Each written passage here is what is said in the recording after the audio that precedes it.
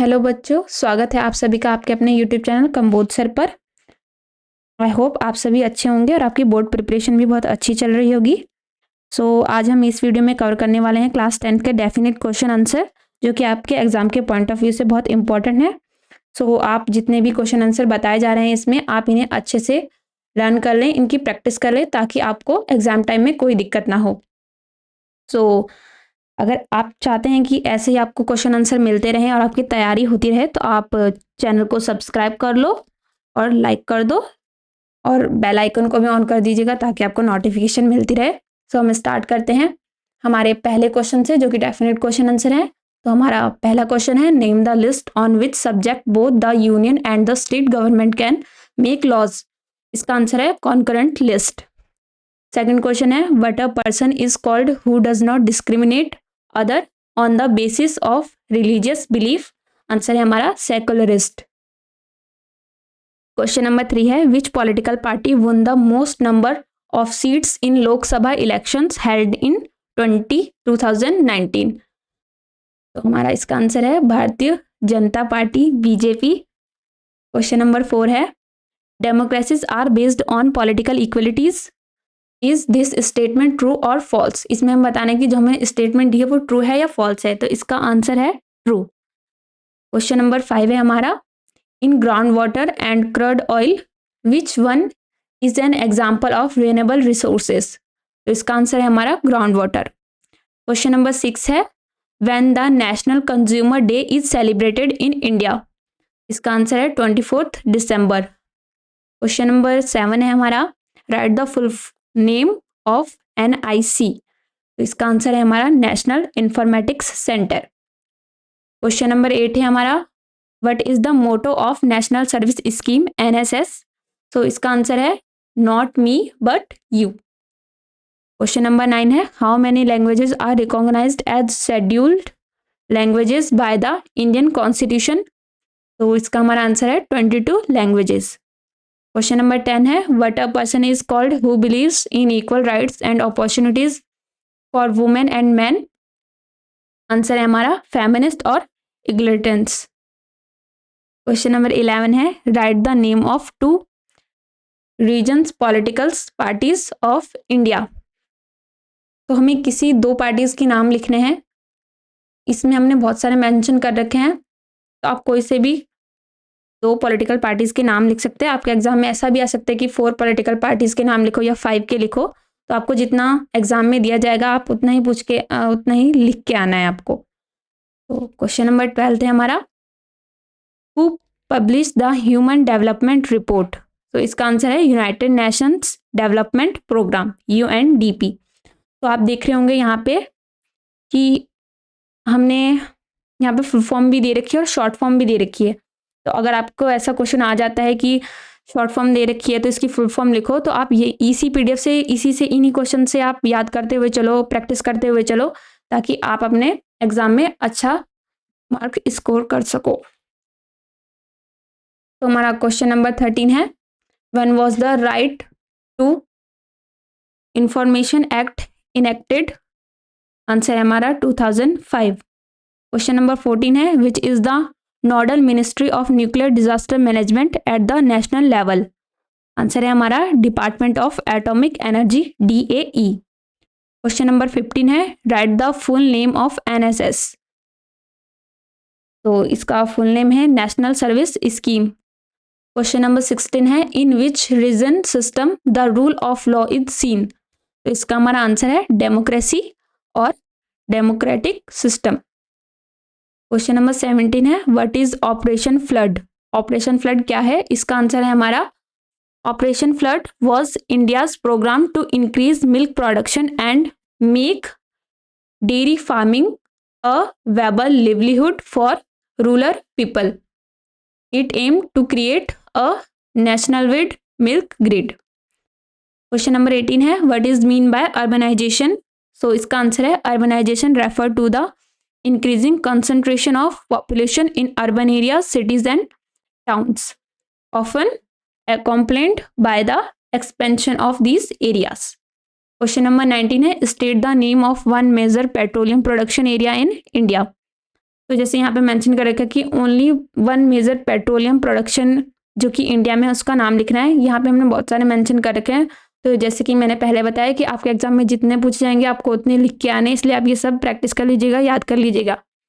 इसमें हमारा पहला है मुंबई हाई, सेकंड है डिगबोई आसाम, थर्ड है बॉम्बे हाई, फोर्थ है बसिन ऑयल फील्ड और फिफ्थ है अंकलेश्वर गुजरात। क्वेश्चन नंबर 20 है what is the meaning by per capita income. तो इसका आंसर है per capita income is the average income earn per person in a given area, country, region, etc. In a specified period, it calculates by dividing the total income of the areas by its total population. Question number 21 है write any one objective of National Service Scheme NSS. तो हमें सिर्फ one objective के बारे में लिखना है और यहाँ पे हमने बहुत सारे मेंशन कर रखे हैं, जैसे कि to understand the community in which they work, to understand themselves in relation to their community, to identify the needs and problems of the community and involve them in problem solving, to develop among themselves a sense of social and civic responsibilities. तो आप इनमें से कोई सा भी लिख के आ सकते हैं, आपको फुल मार्क्स मिलेंगे। क्वेश्चन नंबर 22 है which ministry is responsible for draft disaster management at the national level. तो इसका आंसर है ministry of agriculture. Question number 23 है which one is the oldest printed book of Japan. इसका answer है Hyakumanto Darani 1 million pagoda Darani. 24 है question number 24 what is mean by universal adult franchise. इसका answer है universal adult franchise means that all citizens of a country who are above a certain age, usually 18, have the right to vote in elections regardless of their caste, religion, gender or economic status. Question number 25 है write the full name of HDI. तो इसका answer है human development index. Question number 26 है Which ministry is responsible for nuclear disaster management on national level? इसका answer है department of atomic energy DAE। Question number 27 है what is mean by homogeneous society. तो इसका answer है a homogeneous society is one in which all members share a similar cultural background, values, belief and often ethnicity और language there is little diversity or variation within the population. Question number 28 है what is mean by family law. इसका answer है family law is a body of law that deal with domestic relation and family related issues. This can include marriage, divorce, child custody, adoption and other matter related to family life. Next question है question number 29 what is mean by democratic rule system. A democratic rule system is a form of government in which supreme power is vested in the people and exercised by them directly or indirectly through a system of representation usually involving periodically held free elections. Question number 30 है write the full form of HDR. तो इसका answer है human development report. Question number 31 है write any one aim of NCC. तो हमें NCC का कोई एक एम लिखना है।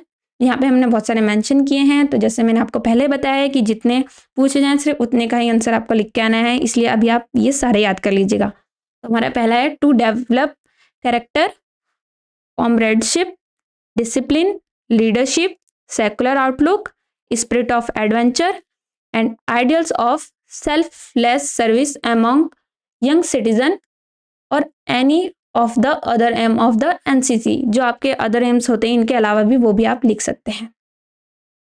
क्वेश्चन नंबर 32 है the chairman of district disaster management committee is. तो इसका आंसर है डिस्ट्रिक्ट मैजिस्ट्रेट। क्वेश्चन नंबर 33 है who among the following is the author of the novel Godan. तो इसका आंसर है प्रेमचंद।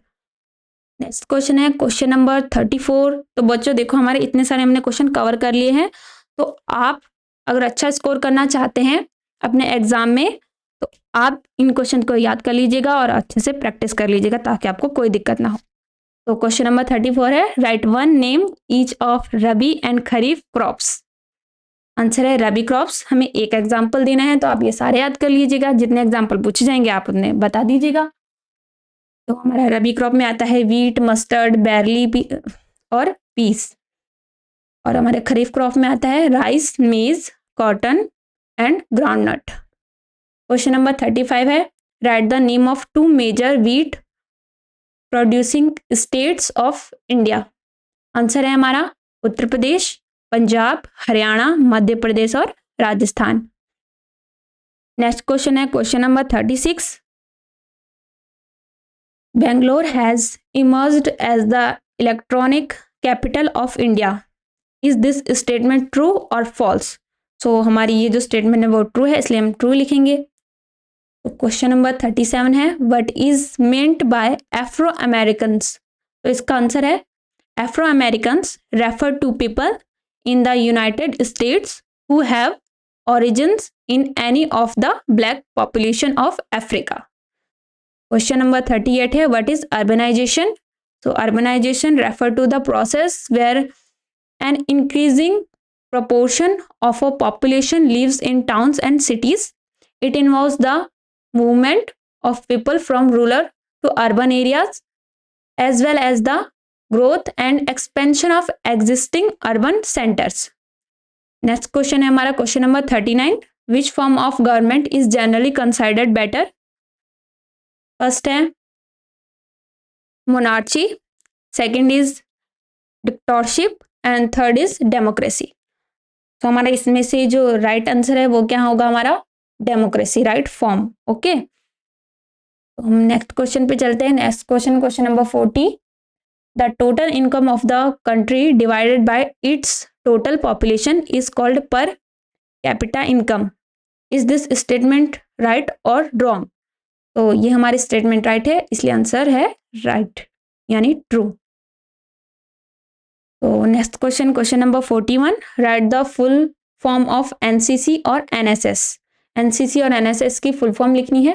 तो एनसीसी की फुल फॉर्म है नेशनल कैडेट कॉर्प्स और एनएसएस की फुल फॉर्म है national service scheme. Question number 42 है which of the following ministry is responsible for draft disaster relief eight the national level? First agriculture ministry, second rail ministry and third home ministry. तो इसका answer है agriculture ministry. Question number 43 है who invented the printing press in Europe? तो इसका answer है Jonas Gutenberg. Question number 44 है who wrote the popular novel Indulekha? तो हमारे इसके जो राइटर थे वो कौन थे? आंसर है इसका O Chandu Menon. Question number 45 है write the name of two major tea producing state of India. तो इसका आंसर है Assam and West Bengal. Question number 46 है mention two main source of irrigation in India. तो इसका आंसर है हमारा canals and tubewells. Next question है question number 47। When and where was the first cotton textile mill established in India? तो first cotton textile है वो कब establish हुई थी हमारे इंडिया में? तो इसका आंसर है 1818 in Fort Gloster near Kolkata. Question number 48 है what is meant by child sex ratio?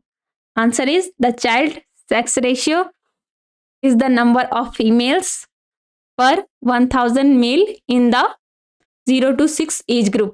Question number 49 है where were the Olympics held in 1968? 1968 में जो हमारा ओलंपिक हुआ था वो कहाँ हुआ था? सो इसका आंसर है मैक्सिको सिटी या फिर हम मैक्सिको लिख सकते हैं। तो ये हमारे 49 डेफिनेट्स क्वेश्चन थे जो हमने आज इस वीडियो में कवर कर लिए हैं। तो आप इनको अच्छे से याद कर लीजिएगा, इनकी प्रैक्टिस कर लीजिएगा ताकि आपके जब आप एग्ज़ाम दो तो आपको ये क्वेश्चन याद रहें और आप इन्हें अच्छे से कर पाओ। So thank you for watching this video and follow कर लो, और जो आपके दोस्तों की जो आपकी बोर्ड प्रिपरेशन कर रहे हैं उनको भी शेयर कर दो, और बेल आइकन दबा लेना जिससे कि आपको पता चल जाए, नोटिफिकेशन आ जाए और आप अच्छे से अपने बोर्ड की तैयारी कर सको। बाकी ऑल द बेस्ट, अपनी तैयारी अच्छे से करते रहें और थैंक यू।